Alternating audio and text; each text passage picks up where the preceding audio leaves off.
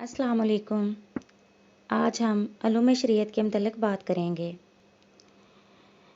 حضرت عمر بن عبدالعزیز رحمۃ اللہ علیہ کے بعد ابو جعفر منصور وہ پہلا شخص ہے کہ جس نے اس خطرہ کے پیش نظر کہ صحابہ کرام کی وفات کے ساتھ حدیث ضائع نہ ہو جائے، حدیث کی تدوین کا خصوصی اہتمام کیا اور امام مالک بن انس رحمۃ اللہ کو ایک مجموعہ حدیث جمع کرنے کا حکم دیا۔ چنانچہ امام مالک نے حدیث اور فقہ کا ایک مجموعہ موطا کے نام سے ترتیب دیا۔ پھر علماء حدیث کی تحسیس اور فقہ میں برتری حاصل کرنے کے لیے ایک دوسرے سے سبقت لے جانے لگے، لہٰذا احادیث کی روایت کثرت سے ہونے لگی۔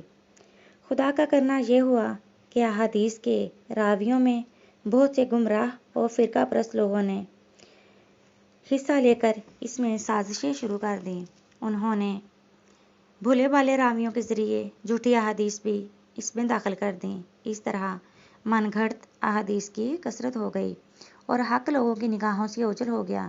تب ائمہ حدیث نے کمال محنت اور لگن سے کام لیتے ہوئے حدیثوں کی نقد و جرح اور بحث و تمحیص کا سلسلہ شروع کیا اور راویوں کو پرکھنے کے لیے جرح و تعدیل کا فن ایجاد کیا۔ ان میں سب سے پہلے قلم اٹھانے والے اسحاق بن راہویہ ہیں، جنہوں نے حدیث کو فقہ سے الگ کیا۔ ان کے بعد شیخ الحدیث امام بخاری اور امام مسلم سامنے آئے۔ انہوں نے اپنی کتابوں میں صرف صحیح احادیث جمع کی۔